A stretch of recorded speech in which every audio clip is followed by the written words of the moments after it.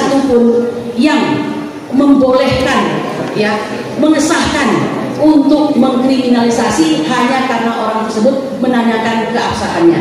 Gugatan kami tentang PMH melaporkan Jokowi melibatkan hampir 30 atau 33 saksi, ya, kalau digabung dari pihak mereka maupun kita, yang satu pun di antara mereka tidak pernah melihat ijazah asli Joko Widodo.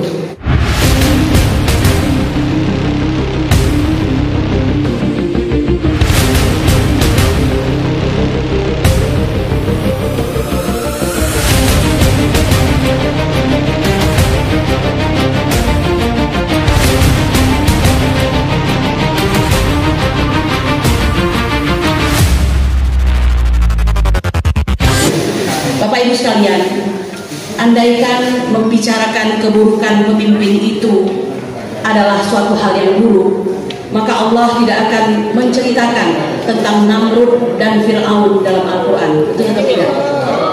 Ya, dan saya dan kawan-kawan tidaklah serta-merta sengaja untuk menyampaikan keburukan seorang pemimpin.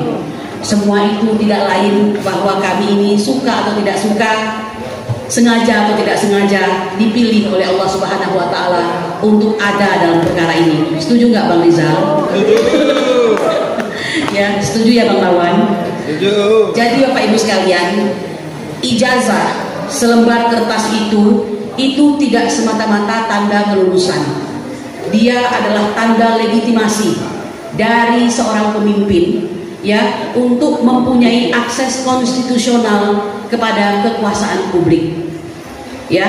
Nah, oleh karena itu, apabila kita menyatakan pertanyaan kita tentang keabsahan dari suatu ijazah itu, seharusnya pemimpin yang bijak tidak akan memaknainya sebagai suatu penghinaan, pencemaran nama baik dan fitnah, ya. Itu adalah merupakan suatu keprihatinan kolektif.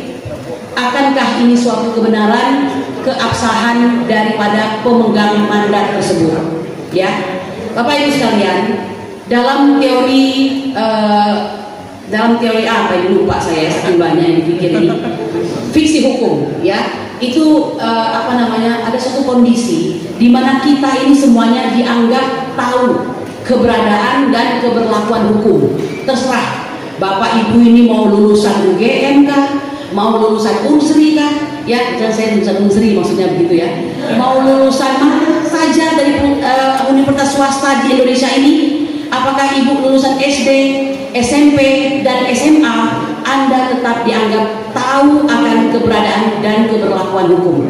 Apalagi jika orang tersebut adalah pemimpin nomor 1 di Indonesia. Dalam hal ini adalah presiden misalnya begitu, ya.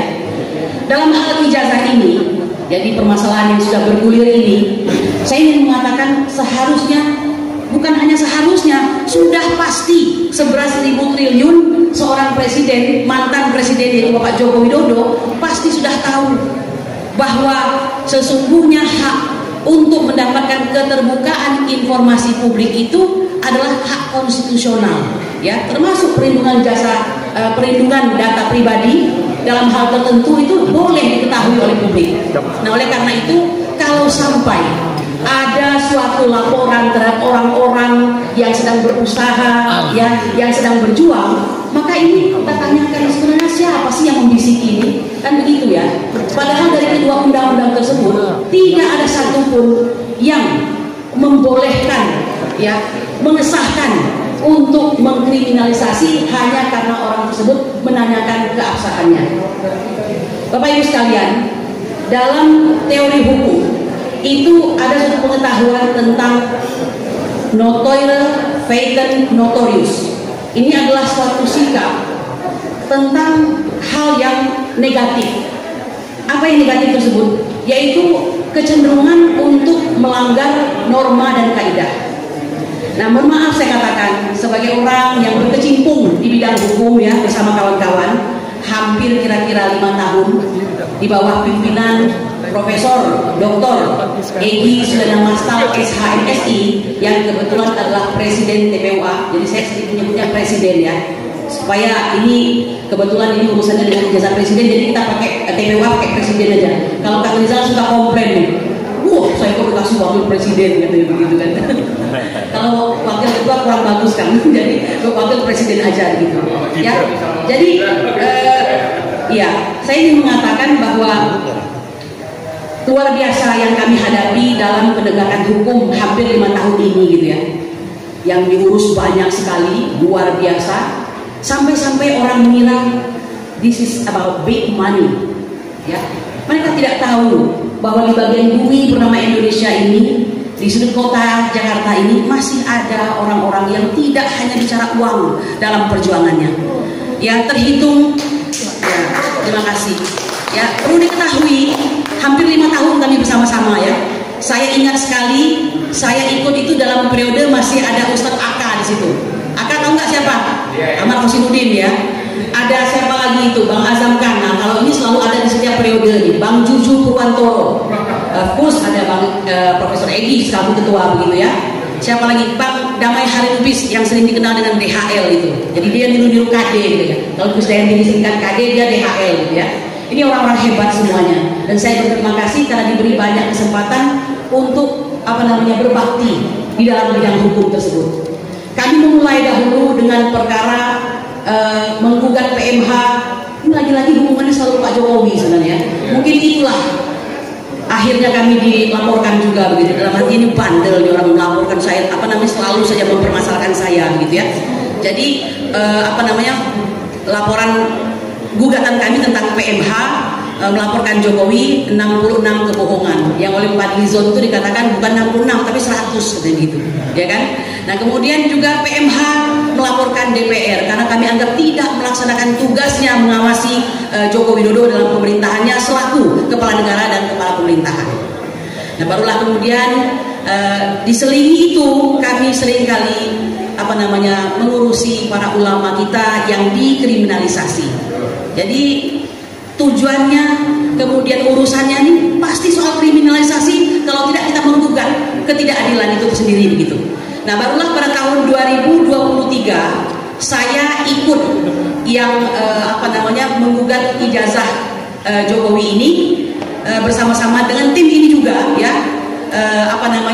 perkara 610 yang sesungguhnya sudah didahului sebelumnya perkara 592 di mana perkara tersebut dicabut, artinya kami tidak lanjutkan karena mempertimbangkan kondisi bahwa Bambang Trimulyono bersama Gus Dur saat itu ditangkap. Ya, bagaimana orang mau memperjuangkan kalau orangnya ditangkap?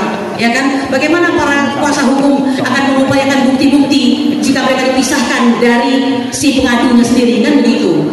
Nah, perkara itu pun berubah menjadi perkara pidana yang pelaksanaan sidangnya itu terjadi di Solo, Surakarta ya. Nah di situ kebijakan Bang Egi karena saya perempuan jadi saya tidak diikutkan. Jadi biarlah para laki-laki saja karena sama. Ini supaya biar para termul tahu ya. Saking kita ini tidak punya biaya yang katanya bohil-bohil itu. Jadi benar-benar membiayai sidang itu sendiri begitu. Sampai hari ini dan mungkin sampai besok begitu ya, insya Allah. Nah jadi perkara itu menjadi perkara pidana yang sama-sama kita ketahui melibatkan hampir 30 atau 33 saksi ya kalau digabung dari pihak mereka maupun kita yang satu pun di antara mereka tidak pernah melihat ijazah asli Joko Widodo. Dalam persidangan kalau saya tidak salah, kalau saya salah silahkan dikoreksi bahwa sebenarnya hakim sudah meminta kehadiran Joko Widodo dan menghadirkan ijazah yang dia klaim sebagai ijazah yang asli tersebut. Apa mau dikata? Persidangan berakhir, tuntutan jaksa yang kita sebut sebagai abal-abal itu dan aneh sekali bisa memasukkan perkara ini P21 padahal tidak ada ijazah asli yang bisa ditampakkan itu menghasilkan keputusan 6 tahun ya bagi kedua orang yang kita cintai ini ya untuk dianggap sebagai pasalnya itu adalah hoax atau bohong gitu ya. Nah kita tidak putus asa, dilakukan banding. Banding itu ini suatu hal yang bagus terjadi ya walaupun sebenarnya kalau hakim mau melakukan perubahan harusnya perubahan total lah, jangan tanggung gitu ya, atau mungkin karena Jokowi masih berkuasa begitu jadi pasalnya berubah menjadi pasal kebencian ya sehingga keputusan yang tadinya 6 tahun turun menjadi 4 tahun.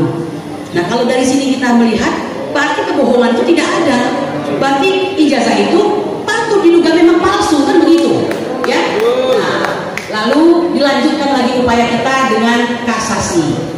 kasasi memperkuat daripada banding, ya mungkin hanya itulah maksimal yang bisa dilakukan, tidak mampu lagi membuat itu menjadi tidak bersalah lalu dibebaskan berarti kan. Nah akhirnya tetap 4 tahun dan mereka menjalankan. Gus Nur alhamdulillah sudah dibebaskan, tapi pada hari ini Bang Tri masih bercokol. Ya, kita tunggu nanti prosesnya, karena dari pihak Bang Egy sendiri ya saya lihat sudah mengutus orang untuk menjenguk beliau. Apa yang terjadi ya kita tidak tahu, inilah kekuasaan yang ada pada saat ini. Semoga segera diselesaikan. Bapak Ibu sekalian, kami tidak putus asa. Kami lanjutkan menggugat di Pengadilan Jakarta Pusat kembali, melihat celah bahwa ini ada perubahan pasal dari pasal hoak tadi menjadi pasal kebencian ya. Berarti kan tidak terbukti yang hoak tadi itu begitu. Lalu kita mendaftar dengan perkara nomor 610, dan seperti biasa ini hanya mampu hakim itu menelurkan keputusan NO.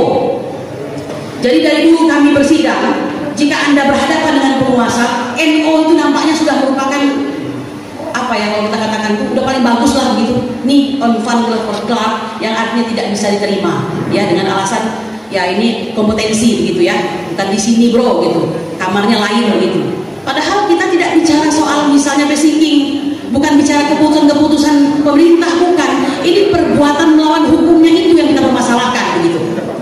Bapak Ibu sekalian, dalam kondisi ya katakanlah dalam hati ini patah ya. Ini apa lagi sih yang mesti dilakukan untuk menegakkan kebenaran dan keadilan, sementara 2 korban ini harus menjalankan pidananya. Ternyata pimpinan kami, Presiden TPUA Bang Egy Sujana, kemudian juga Bang Rizal Fadila, ini memang orang-orang yang bandel tanda kutip ya. Mereka tidak putus asa ya.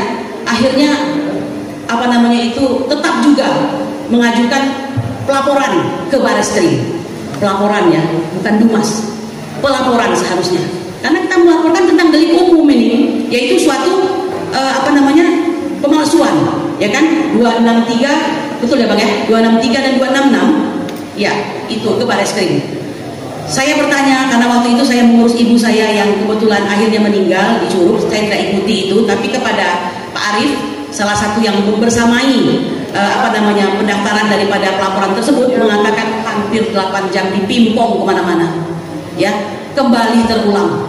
Menyedihkan sekali, para pencari keadilan ini sulit sekali mencari keadilan ya kami pahami, mungkin polisi dilematis kalau diterima ini laporan, ini menyangkut orang yang sedang berkuasa atau baru saja berkuasa dan kekuasaannya masih ada begitu.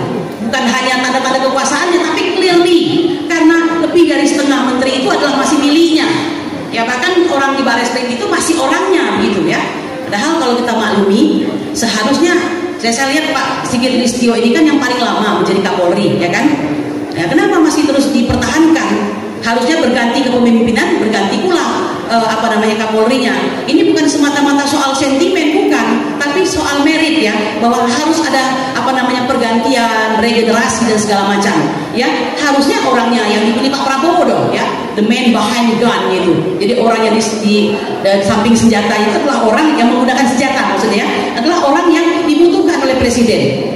Jadi ini nampaknya presiden kita masih penuh tepuk seliro kepada orang yang dihormatinya ini begitu.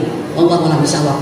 Nah Bapak Ibu sekalian, kami ingin memberitahukan, kami ini tidak pernah mengenal secara pribadi kepada Bang Roy Suryo, Ibu Tifauzia Tiasuma, dan Bang Roy Suryo. Ya, ini semua kembali adalah suatu tanda dari Allah bahwa perjuangan itu belum selesai dan kami dilarang untuk mundur.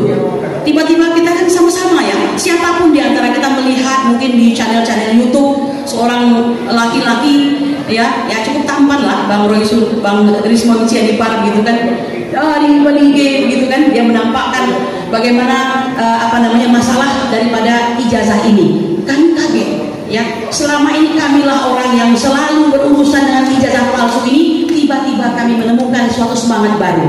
Ini bukan semangat untuk menjatuhkan, tapi sebuah jalan keluar baru gitu ya. Kalau memang Allah menginginkan berhenti itu perkara ya, tapi tahu-tahu muncullah seorang Rismon Hasihullah Sianipar begitu. Lalu muncul pula Bang Roy Suryo dan lain sebagainya. Waktu berlalu, ini tidak lepas kaitannya dengan doa juga ya, luar biasa ini. tanpa disupport oleh pemerintah, tetap mencari kebenaran tadi.